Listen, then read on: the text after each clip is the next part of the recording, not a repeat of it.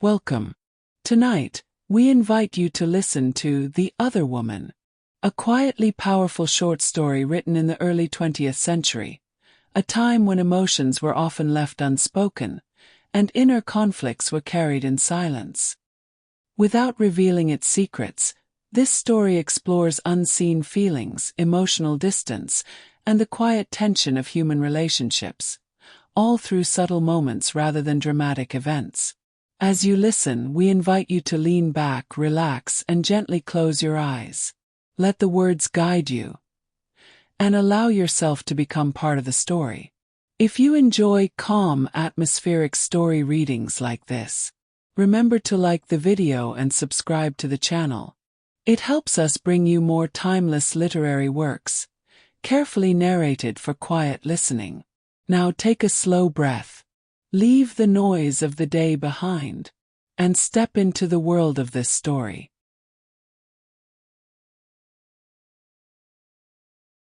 "I am in love with my wife," he said, a superfluous remark, as I had not questioned his attachment to the woman he had married. We walked for 10 minutes and then he said it again. I turned to look at him. He began to talk and told me the tale I am now about to set down. The thing he had on his mind happened during what must have been the most eventful week of his life. He was to be married on Friday afternoon. On Friday of the week before, he got a telegram announcing his appointment to a government position. Something else happened that made him very proud and glad. In secret, he was in the habit of writing verses, and during the year before, several of them had been printed in poetry magazines. One of the societies that give prizes for what they think the best poems published during the year put his name at the head of their list. The story of his triumph was printed in the newspapers of his home city, and one of them also printed his picture. As might have been expected, he was excited and in a rather highly strung nervous state all during that week. Almost every evening he went to call on his fiancée, the daughter of a judge. When he got there, the house was filled with people, and many letters, telegrams, and packages were being received. He stood a little to one side, and men and women kept coming to speak with him. They congratulated him upon his success in getting the government position and on his achievement as a poet. Everyone seemed to be praising him, and when he went home to bed he could not sleep. On Wednesday evening he went to the theater, and it seemed to him that people all over the house recognized him. Everyone nodded and smiled. After the first act, 5 or 6 men and 2 women left their seats to gather about him. A little group was formed. Strangers sitting along the same row of seats stretched their necks and looked. He had never received so much attention before, and now a fever of expectancy took possession of him. As he explained when he told me of his experience, it was for him an altogether abnormal time. He felt like one floating in air. When he got into bed after seeing so many people and hearing so many words of praise, his head whirled round and round. When he closed his eyes, a crowd of people invaded his room. It seemed as though the minds of all the people of his city were centered on himself. The most absurd fancies took possession of him. He imagined himself riding in a carriage through the streets of a city. Windows were thrown open and people ran out at the doors of houses. "There he is! That's him!" they shouted, and at the words a glad cry arose.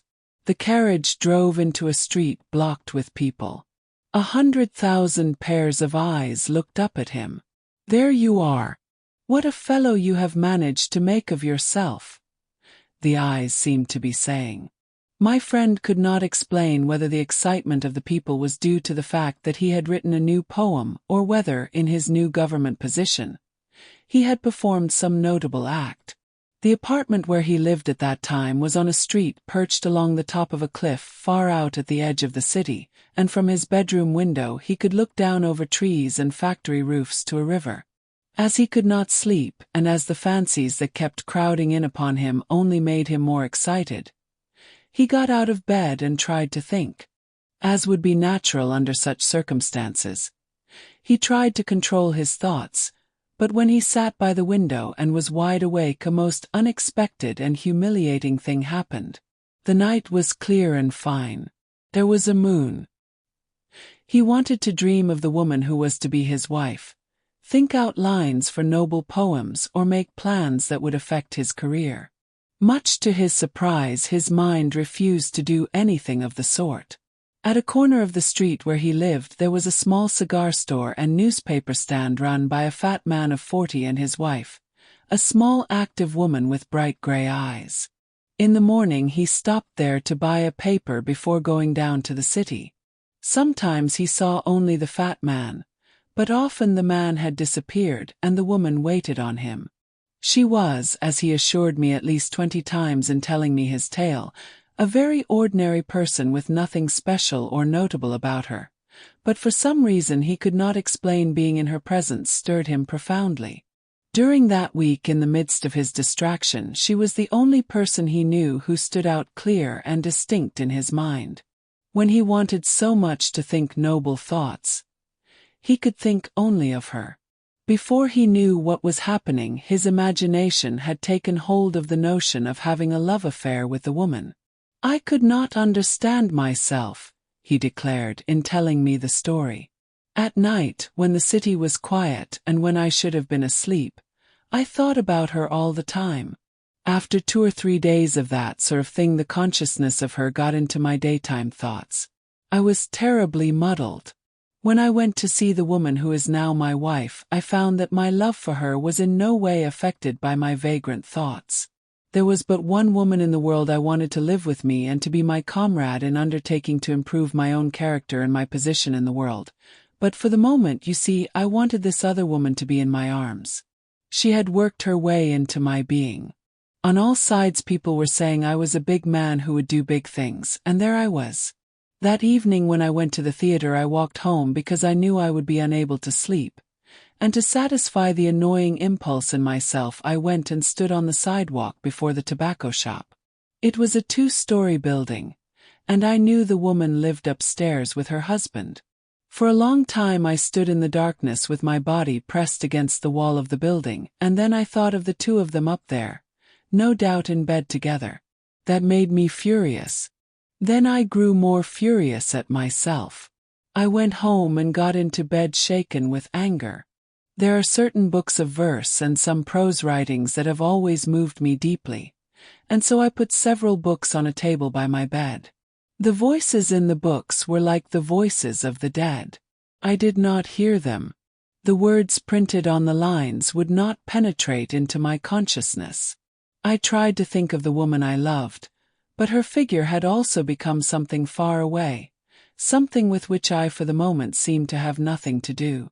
I rolled and tumbled about in the bed. It was a miserable experience. On Thursday morning I went into the store. There stood the woman alone. I think she knew how I felt. Perhaps she had been thinking of me as I had been thinking of her. A doubtful, hesitating smile played about the corners of her mouth. She had on a dress made of cheap cloth, and there was a tear on the shoulder. She must have been 10 years older than myself. When I tried to put my pennies on the glass counter behind which she stood, my hand trembled so that the pennies made a sharp rattling noise. When I spoke, the voice that came out of my throat did not sound like anything that had ever belonged to me. It barely arose above a thick whisper. "I want you," I said. "I want you very much. Can't you run away from your husband? Come to me at my apartment at 7 tonight." The woman did come to my apartment at 7. That morning she did not say anything at all. For a minute perhaps we stood looking at each other. I had forgotten everything in the world but just her. Then she nodded her head and I went away. Now that I think of it, I cannot remember a word I ever heard her say. She came to my apartment at 7 and it was dark. You must understand this was in the month of October. I had not lighted a light and I had sent my servant away. During that day I was no good at all. Several men came to see me at my office, but I got all muddled up in trying to talk with them. They attributed my rattle-headedness to my approaching marriage and went away laughing. It was on that morning, just the day before my marriage, that I got a long and very beautiful letter from my fiancée. During the night before, she also had been unable to sleep and had got out of bed to write the letter. Everything she said in it was very sharp and real, but she herself, as a living thing, seemed to have receded into the distance.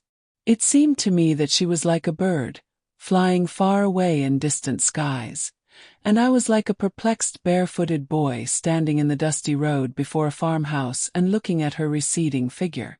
I wonder if you will understand what I mean.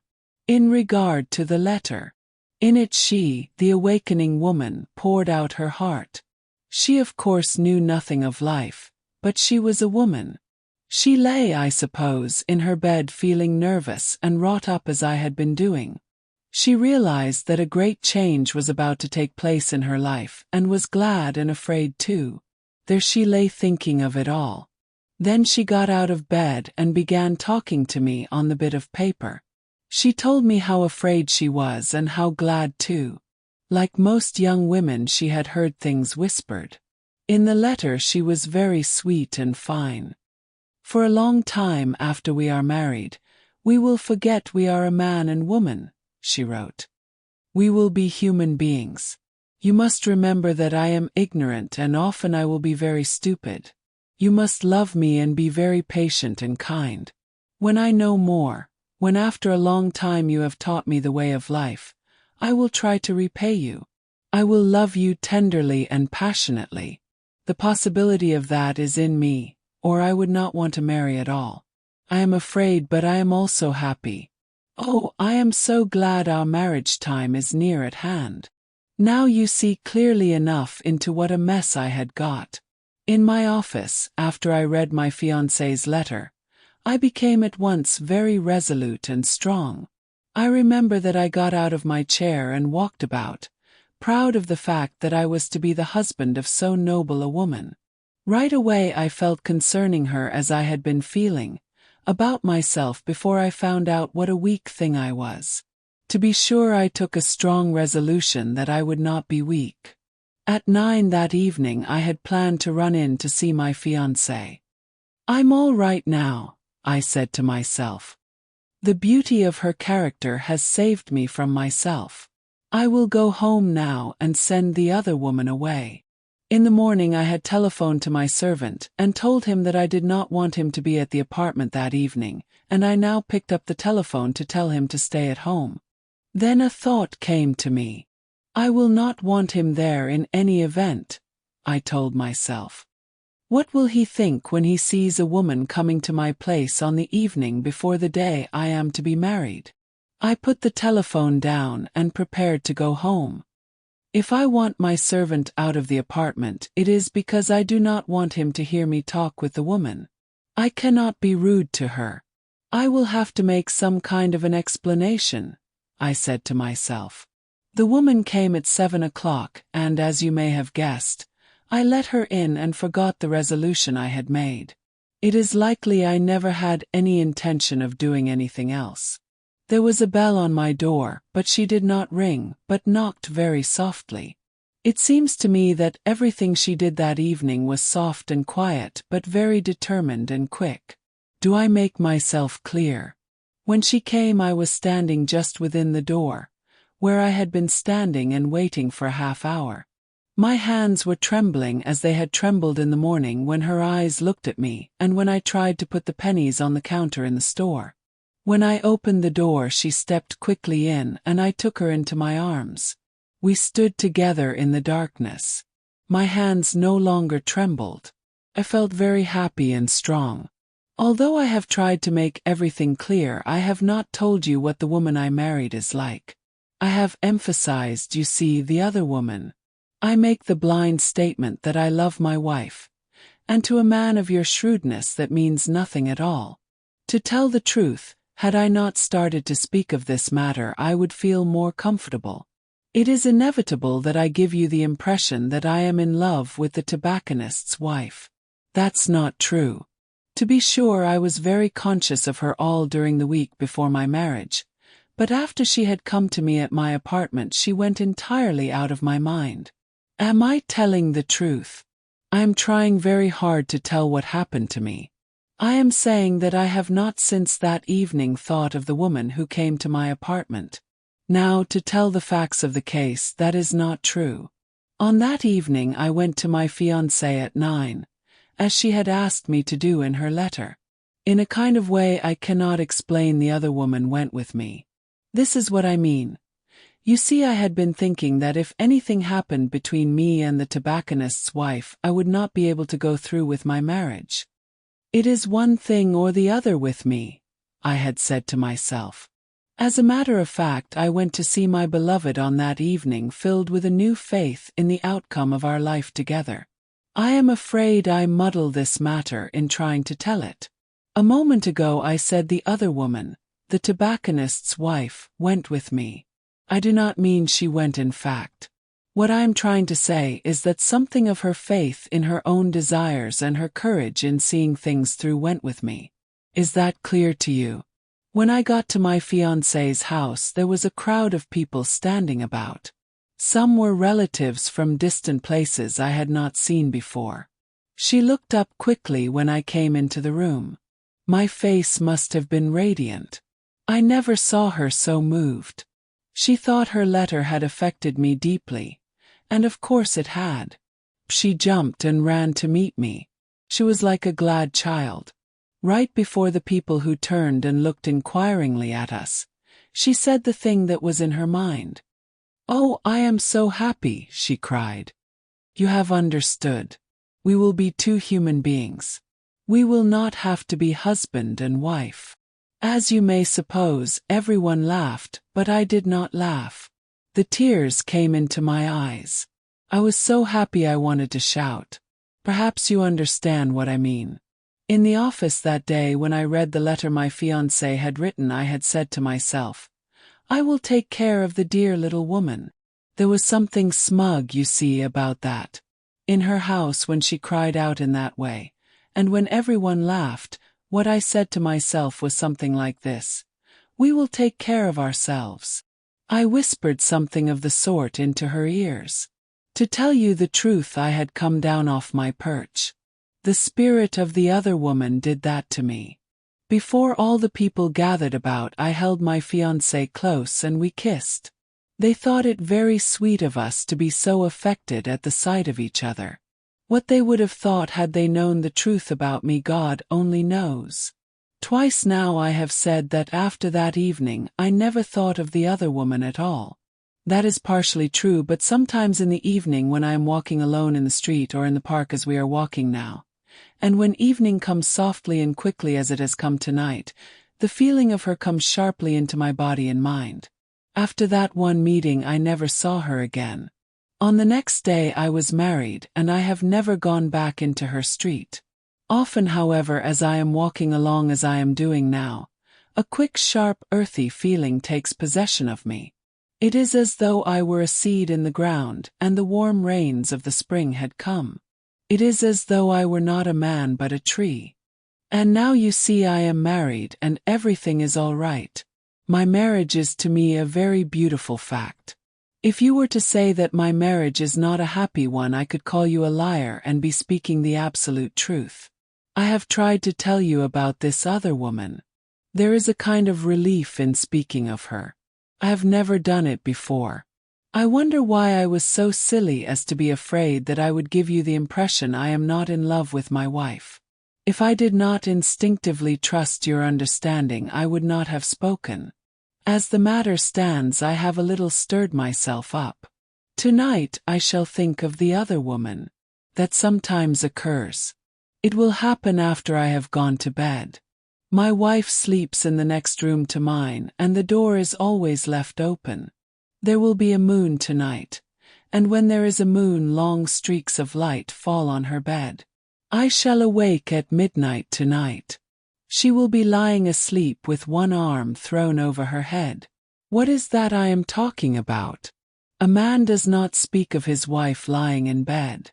What I am trying to say is that, because of this talk, I shall think of the other woman tonight. My thoughts will not take the form they did the week before I was married. I will wonder what has become of the woman. For a moment I will again feel myself holding her close. I will think that for an hour I was closer to her than I have ever been to anyone else. Then I will think of the time when I will be as close as that to my wife. She is still, you see, an awakening woman. For a moment I will close my eyes and the quick, shrewd, determined eyes of that other woman will look into mine. My head will swim, and then I will quickly open my eyes and see again the dear woman with whom I have undertaken to live out my life. Then I will sleep, and when I awake in the morning it will be as it was that evening when I walked out of my dark apartment after having had the most notable experience of my life. What I mean to say, you understand, is that, for me when I awake, the other woman will be utterly gone.